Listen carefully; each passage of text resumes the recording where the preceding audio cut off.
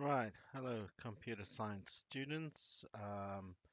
This lesson is part of KS3 Year 9 Thread 2, dealing with, dealing with Python programming. And in the previous lesson, you should have explored the input process output model or framework that that you need to learn to help you write better Python programs. This model simply is like a machine, a function machine that you've seen in math, where we treat computers as systems that take an input, do some sort of processing on that input, in this case, a calculation, and as a result of that processing, produce an output. Okay, this gives us the right in the slides you can see we've got inputs going into the computer system. This is shown in a flow chart as a parallelogram. It's an I/O box. Um, we then process those inputs by means of an assignment box, a rectangle. So y is my output variable here, x is my input variable, and I typically then output the result of that process, that calculation, using a print statement where y is my output variable in this example. So you can see that the print statement has got two parts. We have our context string, which explains what it is that I'm outputting, a comma, and then the variable I want to display the value of.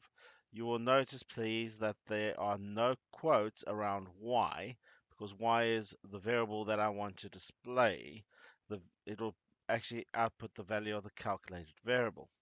So, for instance, if I put in x as 1 to this program, what would happen is the computer would calculate y as being 3 times 1, which is 3, minus 1. 3 minus 1, hopefully you know, is 2. And therefore, the print statement would, on the screen, output the result y equals and then a 2. All right. Now, because we don't know what values x and y are going to have until we start running the program. In the code, we have to talk about them in abstract terms by their names of the variables in terms of x and y.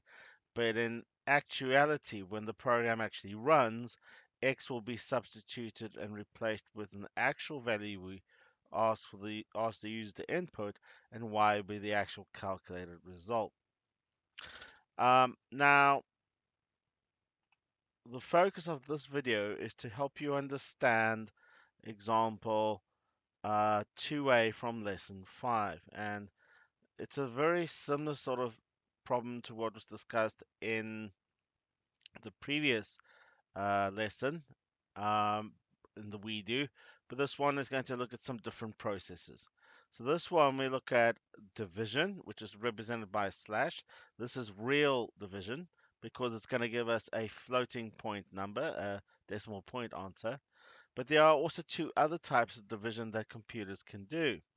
And the first one of these is known as integer division, um, or also known as a div operator. Okay, and this is now whole number division of a by b, and there's something else known as the modulus. In Python, this is represented by the percent operator. So the percent over here doesn't mean a percentage, it means the remainder or the modulus when I divide a by b. Likewise, this is not a typing error. This double slash is how we tell Python that we want it to do integer or a whole number division or a div operator. The starting off code is given to you in the link there. You will need to click that, and that will throw you into the starting program that I have running in another window, which we'll switch to in a second. Right, but before we get into the actual Python itself, there's some problem solving steps that we need to go through, which will help us plan our solution before we do that in Python, in Trinket. So, as before, we have we've got two inputs, and we can see we're going to call these inputs A and B, and as the question tells us, ask the user to input integer values. So these are going to be of type int. So A is going to be my first input, and my second input is going to be an integer as well, and that one is going to be called identified by the variable B. Please notice I've used capital letters just to make it a bit easier to type through. And the starting off code you were given as a reminder is that we are going to my planning is to do an input command, which will read the input into the variable A. Remember input A, and what this does is inputs A as a string value, and we then have to convert or typecast. Um, we have to typecast A into from a string, or turn it from a string into an int, so that the computer is now storing an integer value in A. Now, if you work through the entire lesson 4, you will have noticed that there's another way to write this. I can write the input statement and the typecast in one line. Okay, so let's go through what that would look like. So I begin just as I did here, and I will have my input command.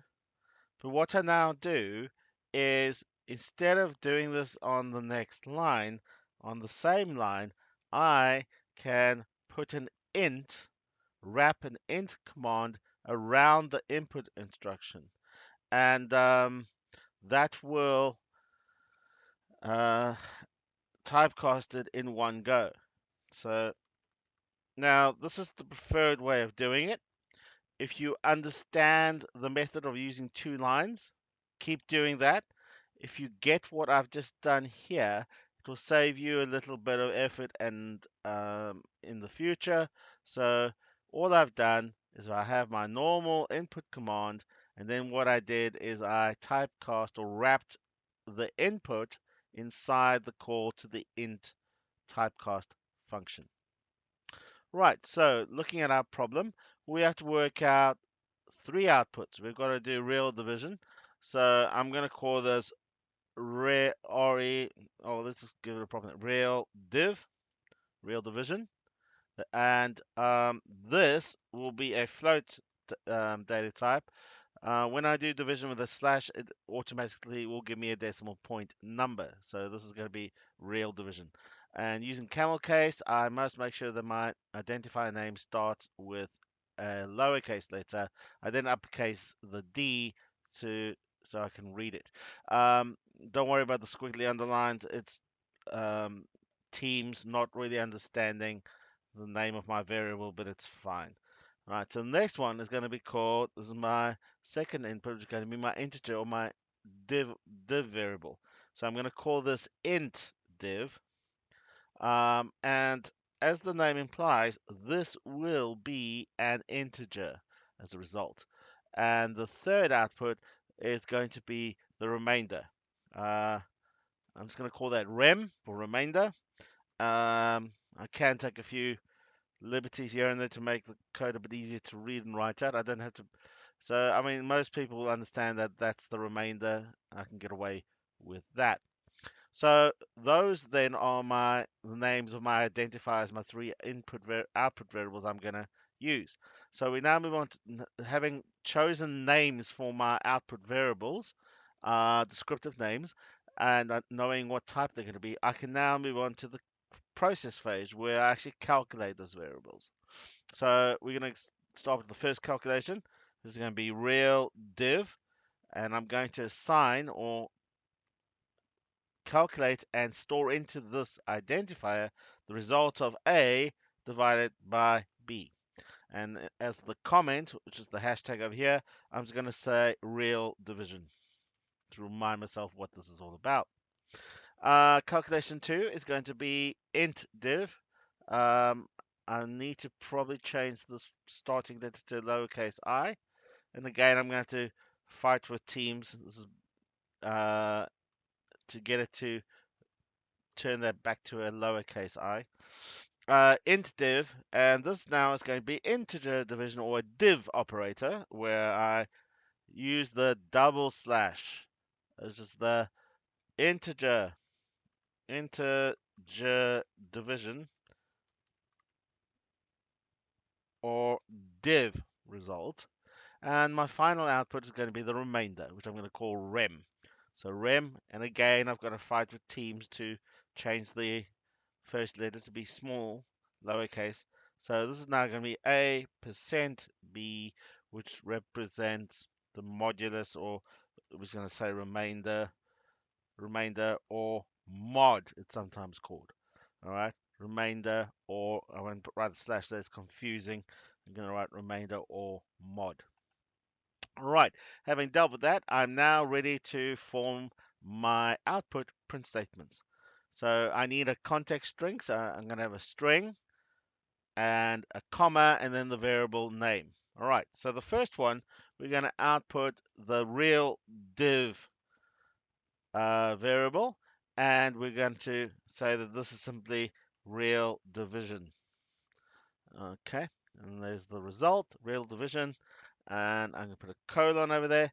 And what I want to probably uh, try and do to make it look nice when the program runs is I'm going to try and line up the colons underneath each other. So this is going to be called, this is now integer division, and if I put a colon down, and you can see now that this is much further along. So I'm just going to come up here and push it along so that the two colons will sort of be underneath each other, and the variable name over here is going to be int div. Okie dokie. And then the final one is going to be the remainder. All right, so because we are on a computer, I can copy and paste things to make my life a little bit easier. And instead of saying integer, well, it's gonna, this is now just going to be the remainder, and pushing some space in there to get the colons to line up again. Um, when you copy and paste, you need to be very careful, and you can see I've almost made a mistake here, and that this I'm not displaying the correct variable. The variable I want is the rem variable over there, and that essentially is my program planned out. So we can now switch to um, the trinket and implement that code. So we've got this starting off over here. Oopsie daisy. All right, so we've got the input of A done already. The variables here are in lowercase. That's fine. It just, you know, we know what we mean. As long as I understand that I've got to keep, since the program here is using lowercase a and lowercase b, I'm going to keep using those all the way through. And I'm going to get rid of this comment here because I'm going to uh, do the input using the method that we've talked about in the team workbook. I'm going to put the typecasting and input on one line. So I'm going to copy that input command over there, paste it after B, and all I need to do here is change the A to a B. Okay, so that will do the input. But instead of me going B equals int B, which takes 2 lines, I can just put an int command around the input command, and that will do the same job. All right, so this calculation process over here, these are not quite correct. I will make sure that I'll probably just call them Calc 1, Calc 2, Calc 3 by the time you get to it. All right, so the first one is we're going to calculate real div. And remember that was going to use the variable real div, real division. And that simply was A with a normal slash divided by B. Um, Now I could put that comment on the same line as the code. That probably is a better way of doing it. So, oops, daisy. Uh, looks like I've lost it. I'm just gonna have to type it. Real division. All right, and then next one is going to be int div. Notice the capital D. Yeah. And this is now going to be a double slash b, because that's how we do div or integer division. And the comment over here is simply going to say a div b. That's how it's often written in most languages. And then finally, we will work out the remainder, which remember we're going to call rem for remainder. So remainder, and I'm just making the equal signs line up to make it a bit neater. I don't have to. Python doesn't really care. It will sort that out for you as long as there's nothing else that's not supposed to be there on that line. So now we're going to a percent b. That's how I do a remainder. Hashtag remainder. All right. Okay, so we now just have to hack these outputs. So I've got answer equals. Okay, so I can actually probably copy and paste these a couple of times. I need three outputs. So 1, 2, 3. And the first one is going to say real division as we planned. And the variable holding that answer is the one called real div with a capital D. The next answer is going to be the integer division. Um, and I misspelled division. Right, so integer division, and I'm going to equals there. And to make it look all nice and pretty when we run the program, I'm lining up the equal signs, just like I lined up the colons earlier. And then the answer, of course, is not going to be the variable called answer. It's the variable called int div. And then finally, this is probably fairly close to what I want with the third one. So I'm going to copy my second output. Just going to change this. This is going to just be the, the name is going to change to remainder. So I've just deleted the extra extra stuff that I want. Line of the equals, and this is now going to be called rem. All right, so if we save, we should be able to save that now, after you've remixed, of course, and then run it. And let's put in some values. So let's stick in, so I'm going to put in, um, I, let's put in, um, 21 and, something we can work out quite easily. 5. 5 is an instance, all right? So we know that the answer is going to be 5 and a fifth or something like that. Yeah, 5 and 1/5. So 4 and 1/5. All right. So if I look at the real division answer, 4.2. And 1/5 is 20%. Yeah, that's indeed correct. So 5 goes into 21 4 whole number of times, and as you would expect, we know that 5 times 4 is 20, and therefore the remainder there'll be one left over. There's my remainder of 1. And so there we go. That is example 2a. You can watch this with the subtitles on, I hope, and hopefully that should be adequate to help you complete this task and set you up for how to do the rest of the questions in this workbook. Thank you very much. Mr. Holmes signing out.